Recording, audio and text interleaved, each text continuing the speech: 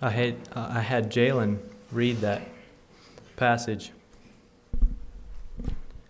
for a little bit of a context for what I want to talk about this morning. So the passage that we read here, the healing of the boy who was devil-possessed, act of great miracle that happened here. But what happened right before this was the transfiguration. And I believe the transfiguration was a pivot, after which Jesus began to more freely talk about his kingdom. That's where he was on the mountain with his 3 disciples, and God, in a display of power, said, "This is my beloved Son, in whom I am well pleased, hear ye him." It seems like Jesus' authority and Jesus' kingdom was formally established, if you could say that. So Jesus is now healing a boy who had a devil. The disciples could not cast out the devil. Jesus called them, "You faithless and perverse generation," and he displayed a power superior to the disciples, and he healed the boy. He said, "This kind goeth not out, but by prayer and fasting." I think Jesus called them up. A mountain can be moved with faith. Jesus calls us up to faith, prayer, and fasting. Instead of calling people out, call them up. Just a note on prayer and fasting. That's not my topic this morning, but I heard that there was a group of young people from here who spent the day on Tuesday praying and fasting. And that was a very encouraging thing. I want to bless you young people who did that. God hears when we fast. God moves mountains too. I'm going to read the rest of the chapter in Matthew 17, starting in verse 24. "And when they were come to Capernaum, they that received tribute money came to Peter and said, Doth not your master pay tribute? He said, Yes. And when he was come into the house, Jesus prevented him, saying, What thinkest thou, Simon? Of whom do the kings of the earth take custom or tribute? Of their own children, or of strangers? Peter said unto him, Of strangers. Jesus saith unto him, Then are the children free. Notwithstanding, lest we should offend them, go thou to the sea, and cast an hook, and take up the fish that first cometh up, and when thou hast opened his mouth, thou shalt find a piece of money. That take, and give unto them for me and thee." All right? The children are free. So the temple tax, a little bit on the temple tax here. It was collected by the Jewish leaders, and it is said that the temple tax was even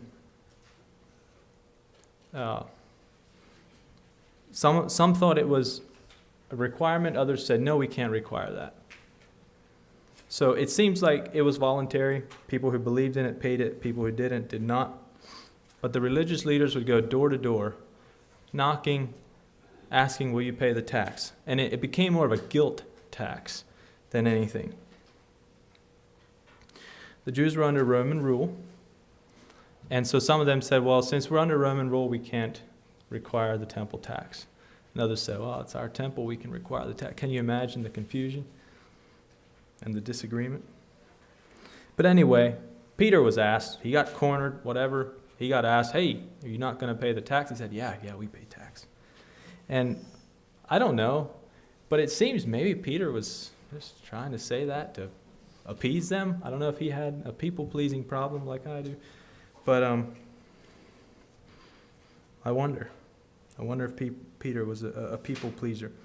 A little more about the tax. So the tax had to be paid in a special coin. This is just some.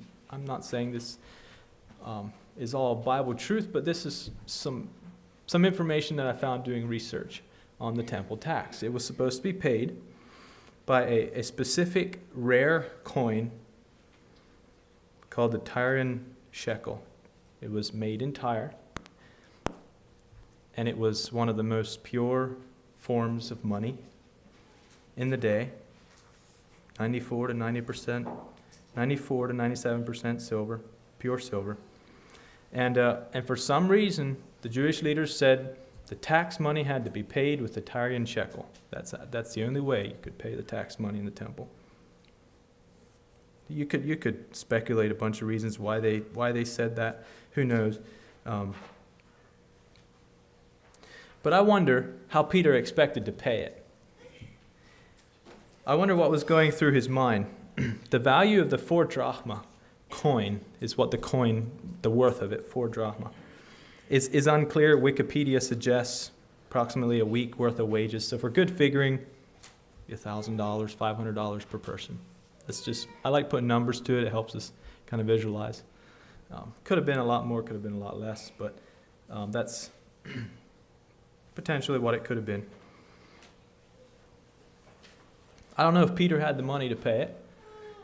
Jesus, a little later after this, he said, when he sent out the 70 people to ministry, he said, don't take purse or script.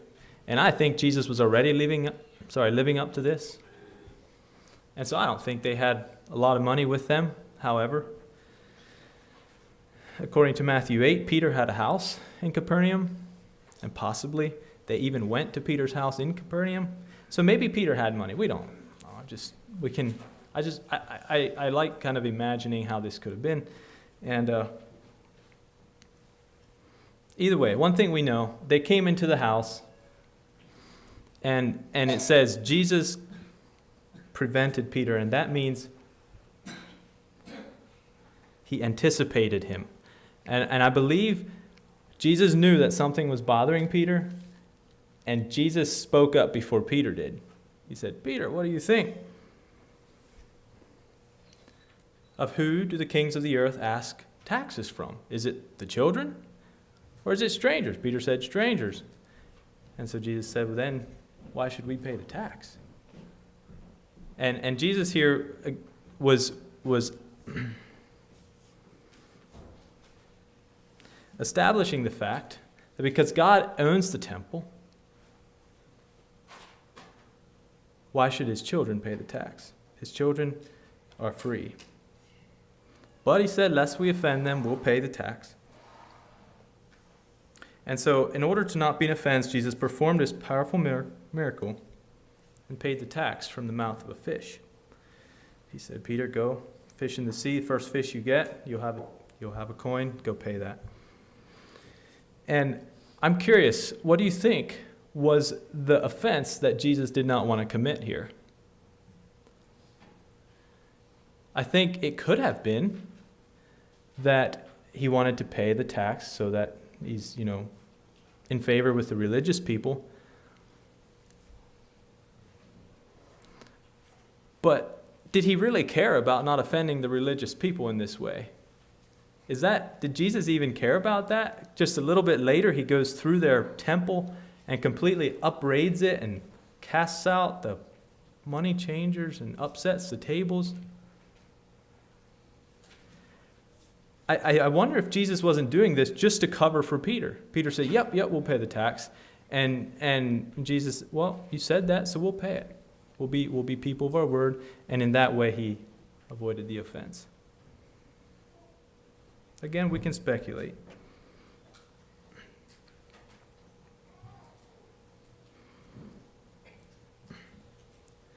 Just an interesting fact.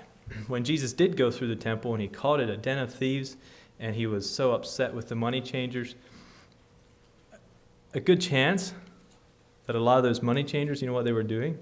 They were exchanging the Roman currency for the real coin, the drachma, all right? Because that's how you could pay temple tax. But you go to them to exchange your money. So just an interesting little fact. All right, all that for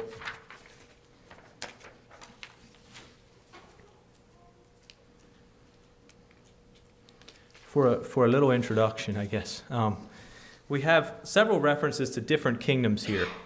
The Transfiguration, we have the healing of the demon-possessed boy, we have the religious leaders manipulating temple tax from the people, and it seems that the disciples have caught on that Jesus is going to establish a kingdom. We have several displays of power, some good, some bad, some manipulating, and Jesus launches into an explanation here to explain his kingdom. The disciples asked, who's going to be the greatest in your kingdom? And Jesus took the opportunity and said, let's talk about my kingdom in Matthew 18. I invite you to stand. I'm going to read the chapter, Matthew 18. At the same time came the disciples unto Jesus, saying, who is the greatest in the kingdom of heaven? And Jesus called a little child unto him, and set him in the midst of them, and said, verily I say unto you, except ye be converted, and become as little children, ye shall not enter into the kingdom of heaven. Whosoever therefore shall humble himself as this little child, the same is greatest in the kingdom of heaven. And whoso shall receive one such little child in my name receiveth me. But whoso shall offend one of these little ones which believe in me, it were better for him that a millstone were hanged about his neck, and that he were drowned in the depths of the sea. Woe unto the world because of offenses, for it must needs be that offenses come. But woe to that man by whom the offense cometh. Wherefore, if thy hand or thy foot offend thee, cut them off, and cast them from thee. It is better for thee to enter into life halt or maimed, rather than having 2 hands or 2 feet to be cast into everlasting fire. And if thine eye offend thee, pluck it out and cast it from thee. It is better for thee to enter into life with 1 eye, rather than having 2 eyes to be cast into hell fire. Take heed that ye despise not one of these little ones, for I say unto you that in heaven their angels do always behold the face of my Father which is in heaven. For the Son of Man is come to save that which was lost. How think ye, if a man have 100 sheep, and one of them be gone astray, doth he not leave the 99 and goeth into the mountains, and seeketh that which is gone astray? And if so be that he find it, verily I say unto you, he rejoiceth more of that one sheep than of the 99 which went not astray. Even so, it is not the will of your Father which is in heaven that one of these little ones should perish. Moreover, if thy brother shall trespass against thee, go and tell him his fault between thee and him alone. If he shall hear thee, thou hast gained thy brother. But if he will not hear thee, then take with thee 1 or 2 more, that in the mouth of 2 or 3 witnesses every word may be established. And if he shall neglect to hear them, tell it unto the church. But if he neglect to hear the church, let him be unto thee as an heathen man and a publican. Verily I say unto you, whatsoever ye shall bind on earth shall be bound in heaven, and whatsoever ye shall loose on earth shall be loosed in heaven.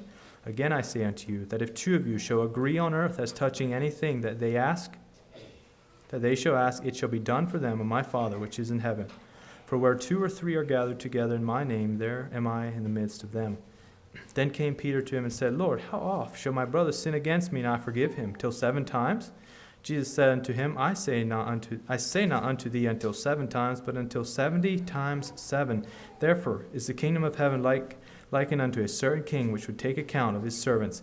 And when he had begun to reckon, one was brought unto him, which owed him 10,000 talents. But forasmuch as he had not to pay, his Lord commanded him to be sold, and his wife, and his children, all that he had, and payment to be made. The servant therefore fell down and worshipped him, saying, Lord, have patience with me, and I will pay thee all. Then the Lord of that servant was moved with compassion, and loosed him, and forgave him the debt. But the same servant went out, and found one of his fellow servants, which owed him 100 pence. And he laid hands on him, and took him by the throat, saying, Pay me that thou owest. And his fellow servant fell down at his feet, and besought him, saying, Have patience with me, and I will pay thee all. And he would not, but went and cast him into prison, till he should pay the debt. So when his fellow servants saw what was done, they were very sorry, and came and told unto their Lord all that was done. Then his Lord, after he had called him, said unto him, O thou wicked servant, I forgave thee all that debt because thou desiredst me. Shouldest not thou also have had compassion on thy fellow servant, even as I had pity on thee? And his Lord was wroth, and delivered him to the tormentors, till he should pay all that was due unto him. So likewise shall my heavenly Father do also unto you, if ye from your hearts forgive not every one his brother their trespasses. All right, you may be seated. I invite you to keep your Bibles open to that chapter and follow along. This is Jesus' kingdom in a nutshell. Become like a child. Now, in the Hebrew Bible, I understand that the order things were said is important. Obviously, most important comes first. Become like a child. What's a child like? And what are some good things about children? Child here means it can mean an infant, or it can mean a half-grown boy. But they're usually pretty innocent and pure. They forget easily. And I'm going to tell a little story about forgiveness. This week, with my children, I had fallen asleep on the recliner after supper. I think I was holding our baby. And I woke up and my daughter was not in the best of shape.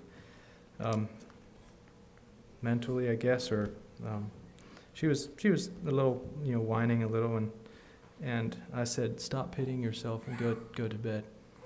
And she went to bed. And next day, that really hit me. I was like, that was the wrong thing to do. That was the wrong thing to say. And I was thinking about this becoming like a little child. So I was thinking,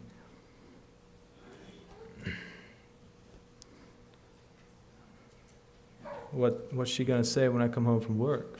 Because I didn't see her the morning before I left. So I was thinking about this all day. What's she going to say? Because that's the last interaction I had with her. Stop pitying yourself and go to bed. Well, came home from work the next day. Didn't seem like she remembered. No, I pulled her aside. I talked to her about it. I said, "I'm sorry." Forgave freely, but I don't think she remembered it. She did when I talked to her about it, but she wasn't holding it against me. All right, that's how little children are.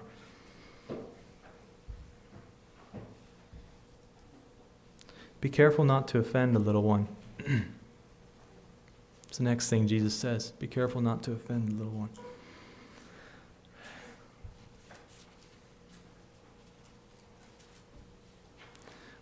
When Jesus talks about children here, he brought a child in their midst. He said, "Except you be converted and become as little children." He's actually talking about children. And he says, be careful that you don't offend a little one. Little one here means immature or even insignificant.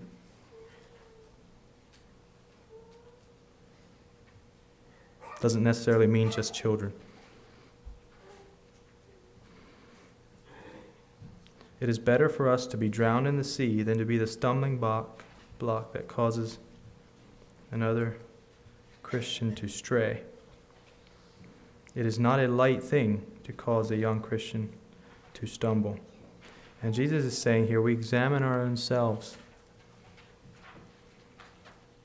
in the area of being a stumbling block. We take responsibility for our own actions. And when we believe we could have been a stumbling block, the consequences are big enough that it'd be worth making sure you're not a stumbling block. Let's look at ourselves. We should go to drastic measures to keep ourselves from stumbling. Jesus said, if your hand keeps offending you, cut it off. Same way with your eye. He said the little ones are represented by the angels to the Father. That's in verse 10, Matthew 18, verse 10. They're represented by the angels to the Father. And I believe those angels are interceding for those, and those little ones, those insignificant ones, have a soft spot or a tender spot in God's eyes.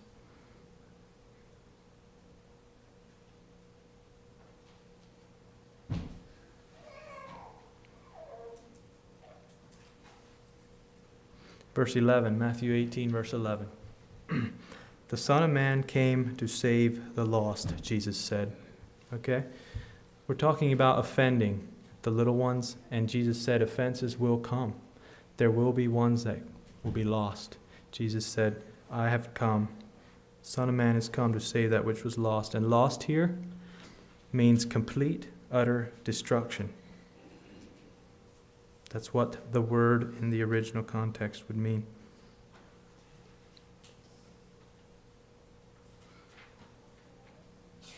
All right, talking about lost people. How think ye, if a man have 100 sheep, and one of them gone astray, doth he not leave the 99, and goeth into the mountains to seek that which was lost?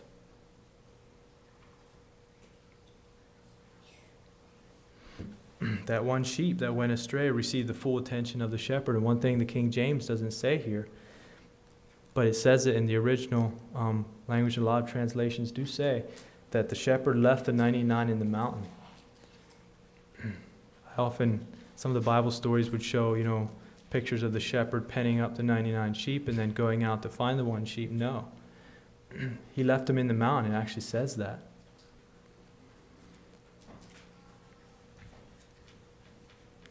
And for a flock of 99 sheep to be okay in the mountain, they had to be a strong flock. They had to be trained. They had to know what to do when danger comes, when a wolf comes, not to scatter. They had to know to not walk off or wander. A sheep that walks off, a sheep that wanders away will not find its way back. That's what I'm told about sheep.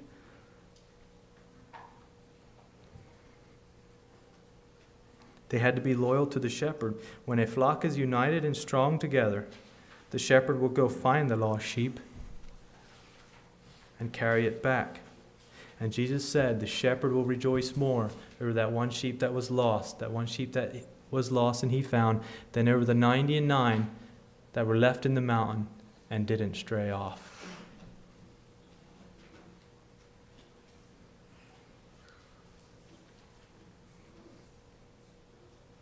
So your brother sins against you. Verse 15. A brother misses the mark. That word sin, or trespass against thee has the idea of missing the mark. It literally has the idea of an archer shooting an arrow and just missing the target. All right, a brother misses the mark against you. Go tell him about it. Go tell him about it. If he hears you, you have won your brother. Great. If he doesn't hear you, take one or two other witnesses. This means giving your words some strength so they stand. That's what the word, as I understand the language here, is what they mean. Giving your words some strength by taking one or two people. Your words are established. At this point, if he does not hear you, tell the church. And if he neglect to hear the church, treat him as a pagan and tax collector.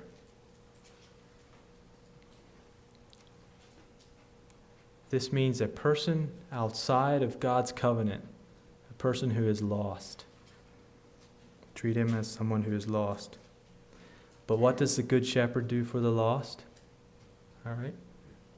What did Jesus just say the Good Shepherd does for the lost? Heaven is moved by the voice of the church. Whatever you will bind on earth shall be bound in heaven, and whatever you shall loose on earth shall be loosed in heaven. Even a step further, the Father is moved by the voice of two who agree. Jesus promised his presence. Where two or three are gathered in his name, I will be there in the midst of them. Look at the context here. It seems to me the context is something like conflict resolution. Where two or more are gathered, where two or more agree, there am I.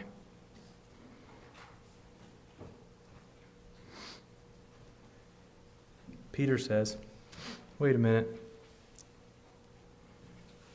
Back to my brother sinning against me. He's still thinking about the brother who sinned against him, I guess, missed the mark. How often do I go to him, tell him his fault, he's reconciled to me. What if he does it again? How often do I forgive him? 7 times? Jesus said, let me tell you a story. And that's when he told the parable of the unforgiving servant.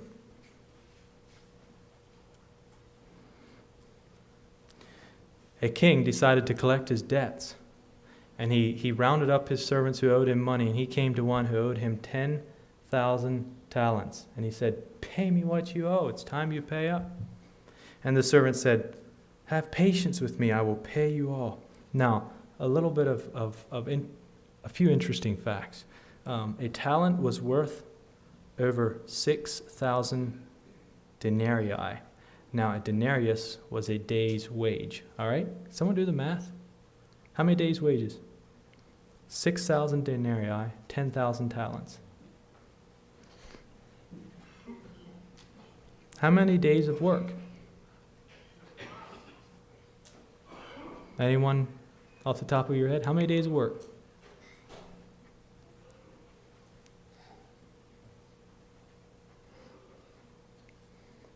Kyle, you pulled out your calculator.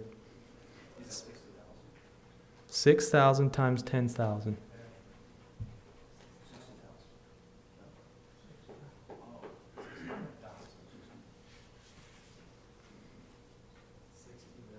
$60 million. 60 million days of work. All right? 230,000 years of work. Have patience with me and I will pay you all. Really? Really?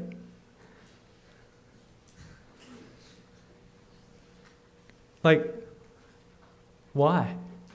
Why did the master say this? In today's terms, I think I figured a $200 day, just for good figuring, $12 billion. Have patience with me and I'll pay you all. The wife and children, they won't even pay for that. I mean, I'm just saying for him, there's no way. Like, in their culture, in the slave market and all that, like, top dollar for the wife and children as slaves isn't going to hold a candle to the debt that's owed here. The Lord of that servant had compassion on him. Why? I ask it, why? Same servant, forgiven the debt. He goes out. He finds a fellow servant who owed him 100 denarii. All right? Using the same math, 20,000. 20,000. Sounds like a lot of money, doesn't it? 20,000. He said, pay me what you owe. Took him by the neck. Pay me what you owe. For a little perspective, $20,000 of cash, like newly printed money, would be a little less than an inch thick. All right, 20,000, $100 bills. Someone want to guess how big of a stack 12 billion would be?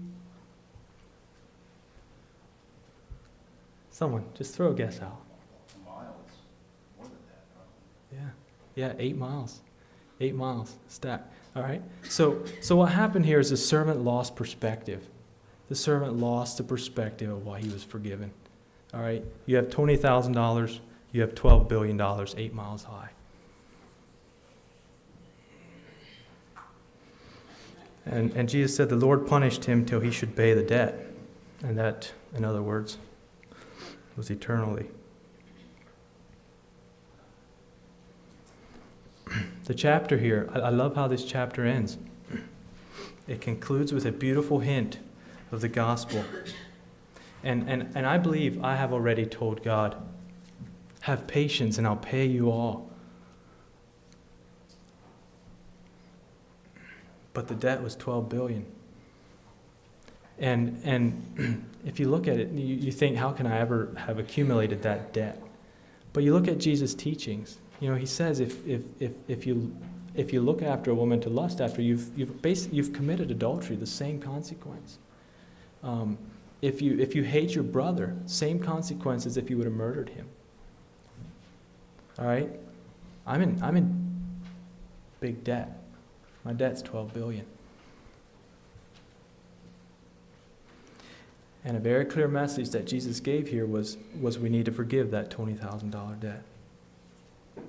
And he brought, I think he said this story just to show the contrast of the two and to show how much I owe versus how much I'm owed. What about the $12 billion debt that I owe? What reason does he have to forgive it? None. Same way as the good servant, for the same reason that the servant. There really was no reason other than, in this case, the goodness of his heart. He loved him, apparently, somehow. And we did nothing to earn this forgiveness of debt. The debt was so big, we did nothing to earn it. And that's where the story ends. Jesus doesn't explain that he was the payment. I wonder why he didn't. I wonder sometimes why Jesus wasn't more clear about, all right, I'm the payment for sin, guys. I'm going to go on the cross. He just kind of hinted at it every now and then. But like he said in chapter 17, verse 26, the children are free. The children can dwell in God's presence for free. There is no tax that needs to be paid. There is no debt on our account. This week, we remember Jesus' death on the cross on Friday, and that's how our debt of $12 billion was paid. What would you think should be the natural response of the forgiven servant? If you made up this parable, if you were the one saying this story, and you would just say it like you would believe it would naturally happen, and it would go like this: the Lord of that servant was moved with compassion and loosed him and forgave him the debt. And the same servant went out. Like, what if you're that servant? What if you'd be writing this story? The same servant went out and did what? It says here he went and found somebody who owed him some money. What did you do? Like, how are you going to write this parable? I think I'd be so grateful I'd first commit my whole life to this, Lord. I'd tell people about the Lord I serve, how he is so gracious and kind, and I'd try to convince others who are also in debt that this is who you want to work for. This Lord of this kingdom is unlike any other, and the kingdom is worth being a part of because of the King. How do you end your story? It's a mysterious kingdom, isn't it? And that's what I titled the message this morning. I don't even know if I said the mysterious kingdom. So,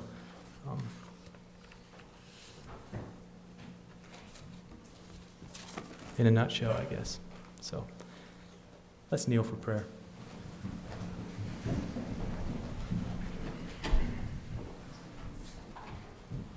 God, we're grateful to you, what you have done.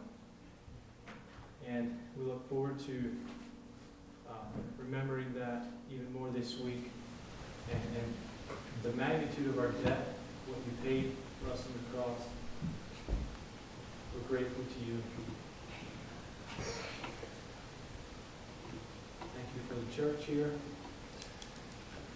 And I pray your blessing on each one here, each one who's present this morning. Would you go with us?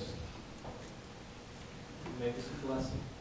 Help us to bring people into this kingdom, this mysterious and yet beautiful kingdom.